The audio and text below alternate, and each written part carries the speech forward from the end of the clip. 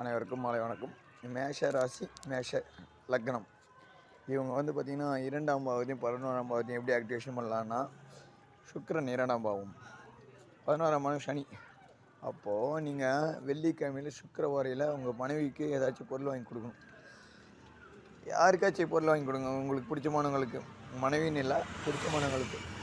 சனிக்கிழமை நீங்கள் துப்புரவு தொழிலாளர்கள் டீ வாங்கி கொடுக்குறது அந்த மாதிரி வாங்கி கொடுக்கலாம்.